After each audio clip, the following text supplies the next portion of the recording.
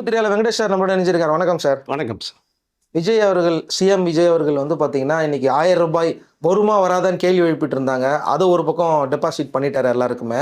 அதை தாண்டி எல்லாரும் கேட்டுட்டு இருக்காங்க சார், அந்த 2500 அப்படிங்கிற மாதிரி கேட்டுட்டு இருந்தாங்க. அதை வந்து பார்த்தீங்கன்னா நம்மக்கிட்டே நிறைய பேர் கேட்குறாங்க. அது வந்து எப்போ வரப்போகுது?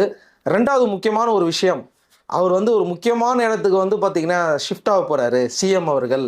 அந்த இடம் வந்து பார்த்தீங்கன்னா இதுக்கு முன்னாடி பல விஐபிகள் இருந்த இடம், பல சிஎம்கள் கூட இருந்த இடம், அங்கே வரப்போகிறாரு அப்படிங்கிற இன்னொரு அதிரடி செய்தி வந்துகிட்டு இருக்கு. நிமிஷத்துக்கு நிமிஷம் பிரேக்கிங் நியூஸா சார்? ஃபஸ்ட்டு வந்து சார், கவர்மெண்ட் டிபார்ட்மெண்ட்டில் வந்து எந்த ஊழலும் நடக்கக்கூடாது அப்படிங்கிறத ஒரு மெயின் டார்கெட் வச்சுருக்கார். ஏன்னா மக்கள் கஷ்டப்படுறதே வந்து அவருடைய வேலைகளுக்காக அரசு துறையில் சேர்ந்து வரும்போது அங்கே அலக்களிக்கப்படுகிற விஷயங்கள், நேரங்கள், நாளைக்கு வாமா, நாளைக்கு காலை 7 மணிக்கு வாமா, 10 மணிக்கு வாமா, உட்காருமா அப்படின்ட்டு இந்த எதையாவது ஒரு சாக்கு போக்கு காரணம் சொல்லி சொல்லி சொல்லி இழுத்தடிக்கும் போது ரொம்ப மக்கள் நூடுல்ஸ் நம்ம பார்த்துருக்கோம். நம்ம ஃபஸ்ட்டு அது கையில் எடுக்கிறார். இப்போ நேற்று மிகப்பெரிய ஒரு கடுமையான சுற்றறிக்கை விட்டார். கவர்மெண்ட் டிபார்ட்மெண்ட்டில் மக்கள், எளிய மக்களோ நடுத்தர மக்களோ மேம்படுத்த மட்டும் யார் வந்தாலுமே எதற்காக வர்றாங்க, எதை நோக்கி வர்றாங்க, அவங்களுடைய விண்ணப்பம் என்ன, அதை நீங்கள் தெளிவாக பார்த்துருங்க, படிங்க, அவங்களுக்கு தேவையானதை உடனடியாக செஞ்சு கொடுத்துருங்க. ஒரு வேளை இன்றைக்கி முடியல, நாளைக்கு ஒரு 10 மணிக்கு வாங்கம்மா, 12 மணிக்கு வாங்கய்யான்னு சொல்லுங்கள், வர வச்சு முடிச்சு கொடுத்துருங்க. அதுலேயும் ஒரு சின்ன சிக்கல் இருந்தால் உங்கள் மேலதிகாரியிடம் போய், ஐயா இப்படி இப்படி இருக்குது, இது இருக்குது, மக்கள் வந்திருக்காங்க, உடனடியாக செய்யணும், என்ன பண்ணலான்னு ஒரு சந்தேகத்தை கேளுங்க. அவர் தீர்த்து வைப்பார். குறைந்து ஒரு 2 நாள் 3 நாள், ஒரு வாரத்துக்குள்ளாக அந்த வேலையை முடிச்சு கம்ப்ளீட் பண்ணி அனுப்பிச்சிடணும். ஒருவேளை நீங்கள் காலதாமதம் ஆக்கி 1 மாதம் 2 மாதம் அலைகளை வச்சு உங்களுக்கு ஏதாவது பணம் தேவைங்கிற பட்சத்தில் அவர்கிட்ட வாங்குறது மாதிரி நோக்கத்தோடு செயல்பட்டால் கடுமையான நடவடிக்கை எடுக்கப்படும். பயங்கரமான வார்னிங் கொடுத்துருக்காரு. சுற்றறிக்கை மிரண்டு பேருக்கு. ரெண்டாவதாக பார்த்தீங்கன்னா சஸ்பெண்ட் செய்யப்படும். ரொம்ப உங்கள் மேல் அலிகேஷன் வந்ததுன்னா டிஸ்மிஸும் செய்யப்படுற வாய்ப்புகளும் நிறையா இருக்கும். தயவுசெய்து உங்களுடைய வேலையை நீங்கள் தெளிவாக பண்ணுங்கள். அப்போ தான் மக்கள்கிட்ட ஒரு நல்ல பேர் நமக்கு எல்லாத்துக்குமே கிடைக்கும். இனிமேல் மக்கள் கஷ்டப்படக்கூடாது அப்படிங்கிற விஷயத்தை முன்னிலைப்படுத்தி முடியும் போது தான் இது வந்து பெரிய அரசியல் கட்சியிலே தலைகளாக திருப்பி போட்ட ஒரு விஷயமாக பார்க்கப்படுது. மக்கள் மத்தியில் மிகுந்த வரைபடுது. ஏன்னா நீங்கள் நிறையா பேர் சொல்ல விரும்பலை, அவ்வளோ டிபார்ட்மெண்ட்டில் டெய்லி பார்த்தீங்கன்னா ஆயிரக்கணக்கான பேர் காலையில் 8 மணிக்கெல்லாம் போயிடுவாங்க. 10:30 மணி ஆஃபீஸ். அவங்க வருது 12 மணிக்கு வருவாங்க. 12 மணிக்கு சாப்பிடுவாங்க, டீ குடிப்பாங்க, பிஸ்கட் சாப்பிடுவாங்க. எப்படியாவது வேலையை முடிச்சுட்டு போகணும், வேலை நடக்காது. இப்படி அலக்கழிக்கப்பட்ட நாட்கள் நிறையா இருக்குது. அதுக்கு கிட்டத்தட்ட ஒரு முற்றுப்புள்ளி வைக்கிறது மாதிரி ஒரு அறிக்கையை விட்டுருக்காரு. மிகுந்த வரவேற்பை பெற்றிருக்கு. அரசு துறையும் பார்த்தீங்க அப்படின்னா எல்லா பேரும் வந்து முதல்வருடைய கடுமையான உத்தரவு வந்தாச்சு. நீ சரியான நேரத்துக்கு வந்துட்டு வேலைகளை சரியான முறையில் பண்ணி கொடுத்துடணும் அப்படிங்கிற நோக்கம் கொஞ்சம் கொஞ்சமாக இப்போ அரசு ஊழியர்கள் மத்தியில் வந்துட்டு இருக்கு. இது கொஞ்சம் ஆரம்பத்தில் கொஞ்சம் சிரமமாக தான் தெரியும். ஆனால் போக போக பழகிட்டாங்கன்னா அதுவே அவர்களுக்கு வந்து அந்த வேலை மேலே ஒரு இன்ட்ரெஸ்ட் அதிகமாகிடும். ஏன்னா இவர்களும் எதையோ ஒரு துறையில் போய் ஒரு வேலைக்காக அலைந்தவர்களாக தான் இருப்பாங்க. எல்லா பேருமே துறையில் இருக்க கிடையாது இல்லையா? இப்போ அதனுடைய வழிகளை உணரும் அப்படிங்கிறது தான் முதல்வர் விஜய் அவர்களுடைய உத்தரவு பிறப்பிக்கப்பட்டிருக்கு. அது சிறந்த வரவேற்பை பெற்றிருக்கு அப்படிங்கிறத சுருக்கமாக சொல்லலாம். இன்னொன்று, நீங்கள் சொன்னது மாதிரி இந்த மாதம் 2500 ரூபாய் அப்படிங்கிற ஒரு விஷயத்தை நீங்கள் சொன்னீங்க. அதில் கொஞ்சம் டைம் கேட்டார் அவர். கண்டிப்பாக டைம் தரப்படும். மக்களே சொன்னாங்க, முதல்ல நீங்கள் உட்காந்து பல வேலைகள் பண்ண வேண்டியது இருக்குது, நீங்கள் பண்ணுங்கள், பண்ணி முடித்ததுக்கப்புறம் நீங்கள் எங்களுக்கு செய்வீங்க, நம்பிக்கை இருக்குன்ற விஷயத்தை சொல்லப்பட்ட ஒரு விஷயமும் அவர் காதுக்கு போச்சு. ஆனால் இதற்கு முன்பாக கொடுக்கப்பட்ட அந்த 1000 ரூபாய் இருக்கு இல்லையா, அது வந்து எல்லாருக்குமே இப்போ போயாச்சு. அதை வந்து எந்த விதமான ஒரு டாட்ஸ்லையும் கேள்வியும் கேட்கல, ஒன்றும் பண்ணலை. இதற்கு முன்னாடி நடந்த ஆட்சியில் கிட்டத்தட்ட பார்த்தீங்கன்னா கொண்டு வரப்பட்ட 3 திட்டங்களுமே செயல்படுத்தப்பட்டது. அதில் எந்த விதமான ஒரு சின்ன டாட் எனக்கு கிடையவே கிடையாது. அது வந்து எல்லாமே தொடரும். அது என் நோக்கமே கிடையாது. மேற்கொண்டு நான் சொன்ன விஷயங்கள் அடிஷனலாக நான் செய்வேன். நான் இதை அப்படிங்கும்போது கிட்ட 1,30,00,000 பேருக்கு வந்து இந்த அமௌண்ட்டு போய் சேர்ந்துருக்கு. அப்புறம் புதுமை பெண் திட்டம், தமிழ் புதுமை திட்டம் அப்படிங்கிற தொடருங்கிற விஷயத்த சொல்லியிருக்காரு. அவருடைய சட்டசபையிலே சொன்னதே அதுதான், எல்லாமே செயல்படுத்துவேன், நான் சொன்னதையும் செயல்படுத்துவேன், நான் சொன்னதுக்கு கொஞ்சம் மட்டும் எனக்கு டைம் கொடுங்க அப்படின்னு மட்டும் ஒரு அன்பாக ரெக்வெஸ்ட் வச்சதையும் நம்ம கேட்டோம். நம்ம இதுக்கு பிறகு நீங்கள் பார்த்தீங்கன்னா இந்த கவர்மெண்ட் வந்து சேஞ்ச் ஆகும். சில 5 வருஷம் இருக்குது, சில 10 வருஷம் இருக்கும். அப்படி சேஞ்ச் ஆகும்போது சில விஷயங்கள் மாற்றம் செய்யப்படும். இப்போ இந்த வருடம் வந்து நம்மளுடைய விஜய் அவர் தமிழக முதலமைச்சராக பதவி பிரமாணம் ஏற்ற பிறகு அரசு மாறி இருக்கு. இப்போது ஏற்கனவே இருந்த விஷயங்கள் எல்லாமே தொடருங்கிற விஷயத்தை சொல்லிட்டாரு. முக்கியமாக இப்போ மக்களுடைய கோரிக்கை என்ன இருக்குன்னா, நிறைய இடங்களில் வந்து இந்த அம்மா உணவகம் அப்படிங்கிறது வந்து மூடப்பட்டிருக்கு. சில இடங்கள் தான் இருக்குது. ஒரு 25% தான் ஒர்க் அவுட் பண்ணுற மாதிரி இருக்குது.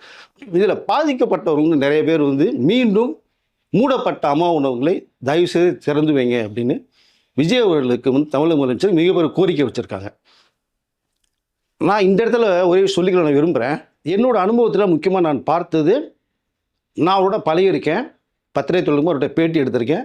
பிரபல இயக்குனர் ஏவிஎம் ப்ரொடக்ஷன்ஸ் தயாரித்த கேப்டன் விஜயகாந்த் நடித்த ஒரு படம், அந்த படத்தை டைரக்ட் பண்ணவர் தியாகராஜன் பேர்.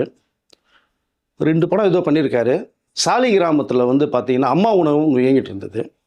அவருடைய 3 வேளை சாப்பாடுமே அம்மா உணவு. ஒரு தடவை நான் பார்த்துட்டு அங்கே இருந்தார்.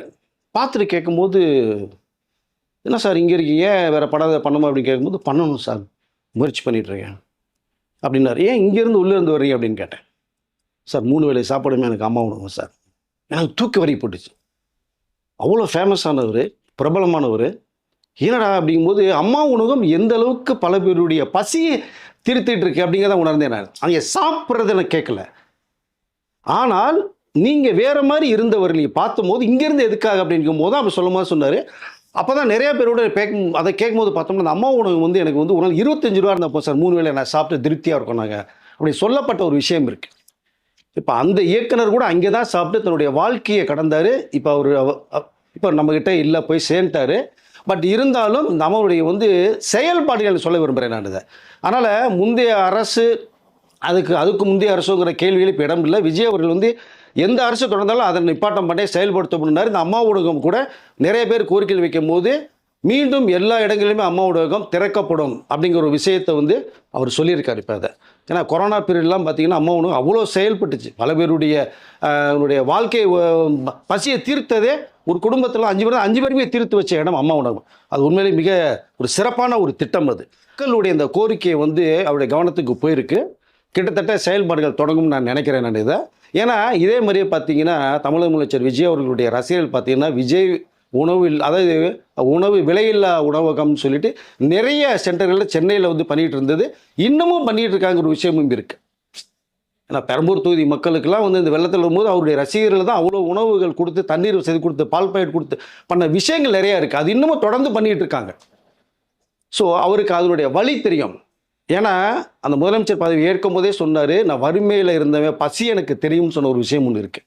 அதனால் கண்டிப்பாக இந்த கோரிக்கையை முதல்வர் வந்து நிறைவேற்றி வச்சுட்டு நிறைய இடங்களை திறந்து வைப்ப நம்பிக்கை எனக்கு இருக்குது. மக்களும் நம்புக செய்யக்கூடிய ஒரு மனிதர் தான். அதற்கு அடுத்து பார்த்தீங்க அப்படின்னா இந்த டாஸ்மாகில் வந்து இந்த நீங்கள் போய் ஏதோ ஒன்று வாங்குறீங்க செஞ்சீங்க அப்படின்னா அந்த எக்ஸ்ட்ரா காசு கேட்ட ஒரு பழக்கம் இருக்குது. அது 10 ரூபாய் 20 ரூபா அப்படிங்கிற ஒரு விஷயம் இருக்கும். அது தொடர்ந்து வந்து இருந்துட்டு தான் இருக்குது. அதை தவிர்க்க முடியல. என்ன இதுன்னு கேட்டாங்கன்னா கூட, இல்லை சார் நாங்கள் இந்த ஏசி போட்டிருக்கோம், அது போட்டிருக்கோம், இது போட்டிருக்கோம், ஏதோ ஒரு காரணத்தை சொல்லுவாங்க. நான் ஃப்ரிட்ஜில் வச்சுருக்கேன் சார் அப்படின்லாம் சொல்லுவாங்க.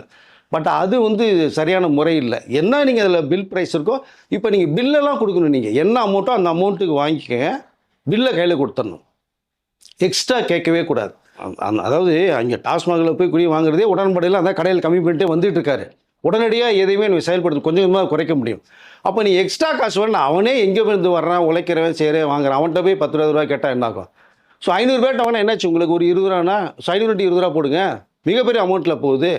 அதெல்லாம் வந்து மிகப்பெரிய இல்லை. இந்த மாதிரி வாங்கி கம்பெனியில் இருந்தால் கடுமையான உங்கள் மேலே நடவடிக்கை எடுக்கப்படுங்கிற ஒரு சுற்றறிக்கையும் விட்டாச்சு. இப்போ டைம் வேறு சேஞ்ச் பண்ண போகிறாங்க. ஸோ அது நிறைய விஷயங்கள் நடக்க போயிட்டுருக்கு. நிறைய கடையில் குறைக்கப்பட்ட ஒரு விஷயம் இருக்குது. இதில் போதைப் பொருள் விற்றா அதில் அவர்கள் மேலே குண்டர் சட்டம் பாய்ங்கிற விஷயத்தையும் பதிவு பண்ணியிருக்காங்க. இப்போ நீங்கள் கேள்வியே கிடையாது, தூக்கி தூக்கி உள்ள வச்சுருவாங்க. ஏன்னா போதை இல்லாத தமிழகத்தை உருவாக்கணுங்கிறத விஜய் தமிழ் முதலமைச்சருடைய மிகப்பெரிய ஒரு கனவு. அதை செயல்படுத்தினாலும் இப்போ நிறைய இடங்களில் போதை விற்றவர்கள் எங்கே இருக்காங்கன்னே தெரியல. அப்படி ஒரு நடவடிக்கை எடுக்கப்பட்டு இருக்கு. கிட்டத்தட்ட பார்த்தீங்கன்னா இந்த டாஸ்மாக் இதுலேயும் பார்த்தீங்கன்னா கிட்டத்தட்ட ஒரு 8000 கோடி வந்து இழப்புகள் ஏற்பட்டிருக்கிறதா ஒரு தகவல் வந்து அது அவருடைய கவனத்துக்கும் கொண்டு போனப்போ தான் அவர் சொன்னாங்க. 8000 கோடி இல்லை, 80,000 கோடி நஷ்டம் வந்தாலும் பிரச்சனை இல்லை, மக்கள் உயிர் தான் எனக்கு முக்கியம், பணம்ங்கிறது முக்கியம் இல்லை, அவர்கள் உயிரோடு இருப்பது ஒரு நல்வாழ்வுக்கு தான் எனக்கு முக்கியங்கிற அளவுக்கு சொல்லப்பட்டு எவ்வளோ நஷ்டம் வந்தாலும் பரவாயில்ல, நம்ம அடுத்த வேலைகள் பார்த்து சரிசமம் பண்ணிக்குவோம் அப்படிங்கிற விஷயத்தையும் விஜய் அவர்கள் டாஸ்மாக் சம்மந்தப்பட்ட விஷயங்கள் ஒரு அறிக்கை விட்டதும் நம்ம வந்து நிறைய விஷயங்கள் பார்க்க முடிஞ்சுது. ரெண்டாவது இன்னொரு முக்கியமான விஷயம், இது ரொம்ப குறிப்பிட வேண்டிய நினைக்கிறேன். இந்த போலீஸ் ஸ்டேஷனில் போய் சில பாதிக்கப்பட்டவர்கள் சண்டைகள், சச்சரவுகள், குடும்ப பிரச்சனைகள், ஹஸ்பண்ட் அடித்தான் இது பண்ணான்னு சொல்லி இந்த இந்த பெண்மணிகள் போய் கம்ப்ளைண்ட் கொடுக்கும்போது செய்யும்போது பிள்ளையை காணோம் என்னாச்சுன்னு தெரியல, திருடு போயிடுச்சு, நிறைய கம்ப்ளைண்ட்கள்லாம் வரும்போது பார்த்தீங்கன்னா இனிமேல் டிரான்ஸ்பரண்டாக இருக்க வேண்டும். சிசிடிவியில் பொருத்தப்பட்டு கம்ப்ளைண்ட் யார் கொடுக்க வர்றாங்களோ அவர் இடத்துல நேரடியாக நீங்கள் கம்ப்ளைண்ட் பதிவு பண்ணும்போது ஒரு வீடியோ ஷூட் பண்ணணும். அவர்கள் என்ன சொல்கிறாங்க, என்ன கம்ப்ளைண்ட் எழுதி தர்றாங்க அப்படிங்கிறத வீடியோ ஷூட் பண்ணுங்கள். நீங்கள் என்ன பதில் சொல்கிறீங்க அதையும் வீடியோ எடுத்துடணும். 2 பேர் சேர்ந்து பேசுகிற கம்ப்ளைண்ட் கொடுக்கப்படுற வீடியோ எடுத்து அதை டிரான்ஸ்பரண்டாக வைக்கணும். நாளைக்கு எந்த ஒரு விஷயமும் யார் என்ன சொன்னாங்க செஞ்சாங்கிற விஷயத்தை தெரிஞ்சுக்கிறதுக்கு அது வீடியோ அந்த காணொளி உதவும். இதை கண்டிப்பாக எல்லா போலீஸ் ஸ்டேஷன்லையும் இதை முறைப்படுத்தணும். இது வந்து இனிமேல் வந்து இந்த கம்ப்ளைண்ட் வரும்போது இது உடனடியாக ஆக்டிவேஷன் ஆகணும் அப்படிங்கிற அந்த தகவலும் பேசப்பட்டு அது உண்மையிலே வந்து ரொம்ப வரவேற்கத்தக்க ஒரு விஷயமாக பார்க்கப்படுது மக்கள் மத்தியில். நான் நிறைய பேர் வந்து ஸ்டேஷனுக்கு போய் அலக்கழிச்சு வாசலில் நின்று பார்க்க முடியாமல் ஐயா வெளில போயிருக்காங்க 8 மணிக்கு மேலே வருவாங்க வாங்க சொல்லும்போது ஸ்டேஷன் வாசல்லையே நின்றுட்டு இருப்பாங்க ஒரு 5 மணி நேரம் 6 மணி நேரம்.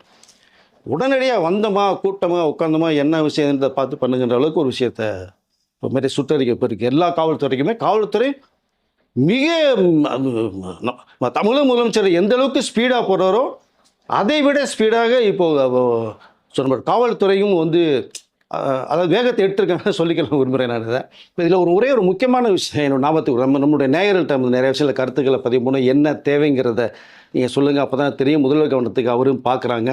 அது தனி ஒரு டிபார்ட்மெண்ட் ஒதுக்கியாச்சு பார்த்துட்டு இருக்கேன்னு சொன்னால் நிறைய கருத்துக்களை பதிவு பண்ணாங்க. இந்த லஞ்சம் ஊழல்லாம் எப்போ சார் அது இல்லாமல் நிறைய வேலைகள் நடக்கும். நமக்கு இந்த கவர்மெண்ட் துறையில் வந்து வேலைகள் எடுத்தால் அது வந்து இந்த கட்சி சார்பாக போதே செய்யலாம் கேள்விக்கும் போது அதற்கு ஒரு பதில் இப்போ வந்து அது ரொம்ப சீரியஸாக கொடுத்துருக்காங்க. என்ன கொடுத்துருக்காங்கன்னா இந்த கவர்மெண்ட் டெண்டர்லாம் நிறையா இதில் கொடுப்பாங்க சில இதுக்கு. அதுக்கு முந்தைய ஆட்சி அதுக்கு முந்தையாச்சுன்னு பலதை எடுத்துட்டோம்னாலே கட்சி அதை சேர்ந்தவர்கள் மட்டும்தான் அவர்களுக்கு மட்டும்தான் போகும்.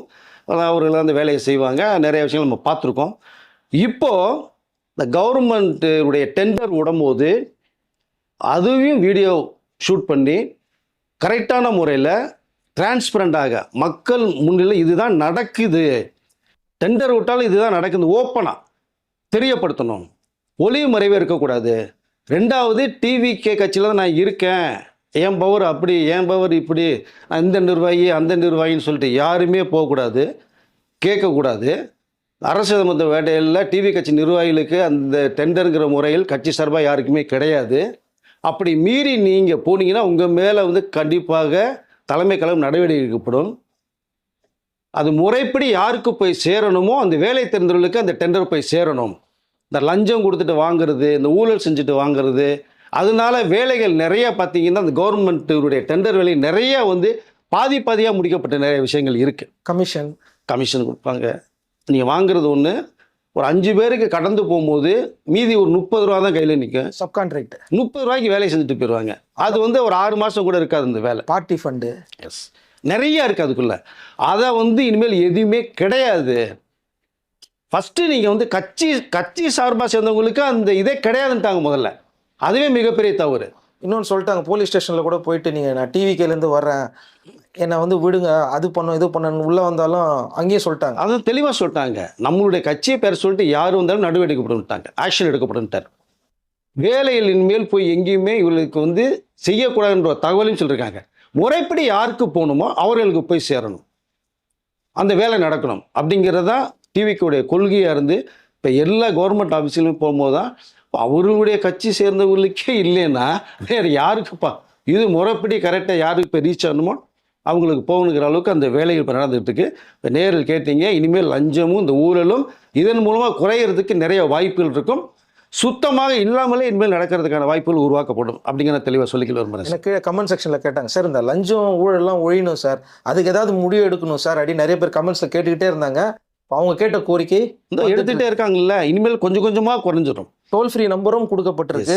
எங்கேயாவது உங்கள் அரசு துறையில் ஏதாவது கேட்டாங்கன்னா நம்பருக்கு கால் பண்ணுங்கன்றது அதையும் இம்ப்ளிமெண்ட் இன்னும் 24 ஹவர்ஸில் ஆகும். எஸ், அதுக்குன்னு ஒரு 2-3 நம்பர் வந்து தனியாக கொடுத்துருக்காங்க. யாராவது நீங்கள் கவர்மெண்ட்டில் போய் ஒரு வேலை நடக்கும்போது லஞ்சம் கேட்டால் உடனடியாக வெளில வந்து ஃபோன் பண்ணுங்கள், எங்கே இருக்கீங்க, எந்த டிபார்ட்மெண்ட் என்னங்கிறது ஆக்ஷன் எடுக்கப்படும். இப்போ இனிமேல் பார்த்தீங்கன்னா வேலைகள் சுறுசுறுப்பாக இயங்கும். பெண்டிங்ன்றதே வராது, டக்கு டக்குன்னு முடிக்கப்படும் அப்படிங்கிற விஷயத்தை நான் சொல்லிக்கல விரும்புகிறேன். நேரில் கேட்டதுக்கு வந்து இந்த லஞ்சம் ஊழலும் ஒரேடியாக ஒழிக்க முடியாட்டியும் படிப்படியாக குறைந்து முழுமையாக குறைக்கப்பட்டு சிறப்பான முறையில் தமிழ்நாடு இயங்குங்கிறத நான் சொல்லிக்கல விரும்புகிறேன் சார். இப்போ முக்கியமான ஒரு விஷயம் நீ ஒன்று சொன்னீங்க, தமிழக முதல்வர் வீடு மாதிரி வரப்போகிறாருன்னு. கிட்டத்தட்ட எனக்கும் வந்து ஒரு தகவல் விசாரணையும் வந்திருக்கு. இதில் என்ன ஒரு சிறப்புன்னு பார்த்தீங்கன்னா, சிஎம் அவர்கள் வந்து வீட்டில் இருந்து புறப்படும் போது சாப்பிட்டுட்டு மதியானம் லஞ்ச் எடுத்துகிட்டு வந்துட்டார். அது எல்லாம் வியந்து பார்க்குறாங்க. ஒரு ஃபோன் பண்ணிட்டா ஸ்டார் ஹோட்டல்லேருந்து சாப்பாடு வருது. மக்கள் என்ன சார், நான் இது வரைக்கும் முன்னாடி என்ன சாப்பிட்டேன், அது எனக்கு போதும் அப்படிங்கிறது மாதிரி ஒரு டிஃபன் கரையில் எடுத்துகிட்டு வந்து சாப்பிட்ற ஒரு நிகழ்ச்சி நடந்துகிட்டு இருக்கு சார். இது உண்மையில் எல்லாருக்கும் வந்து வியக்கத்தக்க இருக்குது. ஏன்னா இப்படி ஒரு முதலமைச்சர் வாழ்க்கையில் நம்ம பார்த்ததில்லை, கேள்விப்பட்டதே இல்லைன்றாங்க. ஸோ ரொம்ப எளிமையான இதுதான் வேணும் தமிழ்நாட்டுக்கு, இந்த மாதிரி முதல்வர் தான் வேணும்னு நினச்சாங்க. அழகாக தூக்கி அதில் உட்கார வச்சுட்டாங்க. இருக்காரு, செயல்பாடுகள் ரொம்ப தீவிரமாக போயிட்டுருக்கு சார். காலைல சீக்கிரமாகவே வந்துடுறாராமே சார். அது அங்கே இருக்கிற எல்லாம் இன்னையா இவ்வளோ சீக்கிரமாக வந்துட்டாரு அப்படின்ற மாதிரி. சார் ஷூட்டிங்கே டயத்துக்கு வந்துடுவார் சார். அவர் 9 மணி நீ ஷூட்டிங்னா 8:30 மேக்கப்பட்டு ரெடியாக இருப்பார் சார். ஏன்னா மற்றவங்களுக்கு கஷ்டப்படுத்த கூட நினைக்கிறவர். அப்போது நாம் முன்னாடி வந்து அந்த டயத்துக்கு வந்து டேபிளில் உட்காந்தாதான் நமக்கு சுற்று வட்டாரம் இருக்கிற அத்தனை பேருமே பார்த்தீங்கன்னா கல்யாண டயத்துக்கு வருவாங்க. 100ல் ஒரு 90 பேர் கட்டிட்டு வந்துடுவாங்க. 10 பேர் ஏதோ பஸ்ஸு கிடைக்காது, ட்ரெயின் கிடைக்காது, லேட் ஆகுங்க, தப்பு கிடையாது. பட் நாம் சரியாக இருந்தால் தான் நமக்கு கீழே இருக்கிறவர்கள் சரியாக இயங்க முடியுங்கிறத அவர் அழகாக புரிஞ்சிருக்காரு. ஷூட்டிங்லேயும் அப்படி தான் இருந்தார். இப்போது அந்த தமிழகத்தின் முதலமைச்சர் இருக்கும்போது அதை தான் செயல்படுத்துகிறார். நான் அப்படி தான் நினைக்கிறேன், பார்க்குறேன். ரெண்டாவது நீங்கள் எடுத்துக்கிட்டீங்க அப்படின்னீங்கன்னா, கிட்டத்தட்ட இப்போது தமிழக முதல்வர் வந்து சாப்பாடு வந்து சாப்பிட்டுட்டு டயத்துக்கு வந்துட்டு இருக்காருங்கிற விஷயத்தை சொன்னேன் இல்லையா, இன்னொரு விஷயத்தையும் பண்ண போகிறார். என்னென்னா, இப்போ இருக்கிறது வந்து தலைமைச் செயலகத்திற்கும் அவருடைய வீடும் கிட்டத்தட்ட ரொம்ப தூரம். டிராஃபிக்கான டைம் காலைல ஒரு சட்டசபை 10 மணிக்கு வரணும் அப்படின்னா அவர் வந்து 8:30 டைமுக்கு பரப்பிட்டா தான் வர முடியும். அந்த நேரம் ஸ்கூலுக்கு போகிற பசங்க, டிராஃபிக் டைம் ரொம்ப பீக் டைம். இப்போ அது ஒரு ஐடியா அவருக்கு தோணுச்சதை. இப்போ நம்ம அவ்வளோ தூரம் ஒரு நாள் தமிழக முதலமைச்சர் போகிறதுனால இந்த பாதுகாப்பு நலன் கருதி எல்லாத்தையுமே கொஞ்சம் ஒதுக்கி வச்சுட்டு இவங்களுக்கு ஸ்பெஷலாக விடுறதுக்கு வாய்ப்பு இருக்கும். அதுதான் அது கடந்த முறை எல்லாமே நடந்துட்டு இருக்கு, அதை மாற்ற முடியாது. ஆனால் இவருடைய தாட்ஸ் என்ன அப்படின்னா, அங்கேருந்து வரும்போது எவ்வளோ பெரிய டிஸ்டர்பன்ஸ் இருக்கும், வேண்டாம் அப்படின்னு மைண்டில் தோணுச்சு. இப்போ என்ன பண்ணியிருக்காருன்னா, கிட்டத்தட்ட வீடு மாற்றுவதற்கான ஒரு பேச்சுவார்த்தையும் போயிட்டு இருக்கிறதா ஒரு தகவல். தமிழக முதலமைச்சர் அவர்கள் விரைவில் நீங்கள் சொன்னது மாதிரி விவிஐபி ஏரியாவான போயஸ் கார்டன் பகுதிக்கு அங்கே வருவதாக ஒரு தகவல் வந்திருக்கு. அது அடுத்த கட்டத்தில் நம்ம என்னென்ன தகவல் வருங்கிறத பார்ப்போம். பார்த்ததுக்கப்புறம் அடுத்த வீடியோ டீட்டெயிலாக பேசுவோம். இங்கே ஏன் வராரு அப்படின்னா, போயஸ் கார்டன்லேருந்து செக்ரட்டரி போகிறது வந்து மிஞ்சி போனால் ஒரு 10 மினிட்ஸ்க்குள்ளே போய் ரீச் ஆகிடலாம். ஒரே ரோடு தான். கட் பண்ணால் பீச் ரோடு காந்தி சிலை, காந்தி சிலை கட் பண்ணால் இந்த தலைமைச் செயலகம். மிஞ்சி போனால் ஒரு 5 கிலோமீட்டர் 6 கிலோமீட்டர் வரும், முடிஞ்சிச்சு, ஈஸியாக போயிடலாம். அப்படிங்கிற மாதிரி போயஸ் கார்டனுக்கு வருவதற்கான வேலைகள் வருவதற்கு ஸோ பேசப்பட்டு இருக்க ஒரு தகவல் வந்திருக்கு. நம்ம அடுத்த டீல் தெரியும் போது டீட்டெயில் நம்ம நேரலுக்கு சொல்லலாம் சார். போயஸ் கார்டன் போது எனக்கு எங்கெங்கேயோ போகுது சார், என்னென்னமோ ஃப்ளாஷ்பேக்லாம் போகுது. ஏன்னா இந்த போயஸ் கார்டனுங்கிறது அவ்வளோ ஃபேமஸான ஒரு விஷயம், அரசியலுக்கு ஒரு ஃபேமஸான விஷயம். கண்டிப்பாக இந்த ஒரு தகவலும் சொல்கிறாங்க. இன்னொரு தகவலும் வருது, அங்கே ஒரு கவர்மெண்ட் ஆஃபீஸ் இவங்களுக்கெல்லாம் ஒரு இது தருவாங்க, அங்கேயும் போகிறதுக்கு வாய்ப்பு இருக்குது அப்படின்னு சொல்லிக்கிட்டு இருக்காங்க. என்னன்னா, மக்கள் விரும்புகிற முதல்வராக இருக்கார். இந்த டைட்டிலே மக்கள் விரும்புகிற முதல்வர் யாருன்னு கேட்டோம்னா, எனக்கு தெரிஞ்ச காமராஜர் ஐயாவை சொன்னதான் எனக்கு ஞாபகம். ஏன்னா அவருடைய கொள்கை தலைவர் அவருடைய ஃபோட்டோ வச்சுருக்காங்க. அப்படிங்கும்போது இப்போ மக்கள் விரும்புகிற ஒரு எளிய தலைவனாக விஜய் அவர்களை பார்க்குறாங்க, தமிழக முதலமைச்சராக பார்க்குறாங்க. அந்த அடிப்படையில் அவர் எந்த வசதி எதுவுமே பெரிய அளவில் வந்து அதாவது எதிர்பார்க்காத ஒரு நபர் தான். அப்படிங்கும்போது நீங்கள் சொன்ன மாதிரி ஒருவேளை பாய்ஸ் கார்டனுக்கு வந்தாலும் வரலாம், மேபி. அதை நான் தெரிஞ்சுக்கிட்டு அடுத்த வீடியோவில் பேசுகிறேன்னு சொல்லியிருக்கேன். மேபி இந்த அரசு ஒதுக்கப்படக்கூடிய இந்த கிரீன்வேஸ் சாலையில் வந்து நிறைய அமைச்சர்களுக்கான எல்லா இண்டிவிஜுவல் வந்து இந்த பங்களா இருக்குது.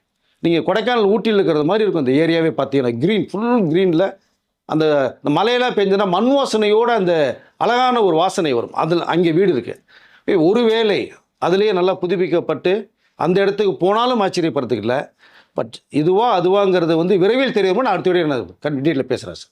இன்னொரு முக்கியமான ஒரு விஷயம் இருக்குது. ரொம்ப வருஷமாக ஒரு பிரச்சனை போயிட்டுருக்கு. அந்த பிரச்சனைக்கு வந்து சிஎம் அவர்கள் உட்காந்து பேசிக்கிட்டு இருக்காங்க. இன்னும் 24 ஹவர்ஸ்க்குள்ளே அதுக்கு முடிவு வந்துருச்சுன்னா கண்டிப்பாக அது தமிழ்நாடு அளவில் பெருசாக பேசப்படும் சொல்லி பெரிய அளவில் பேசப்படும்.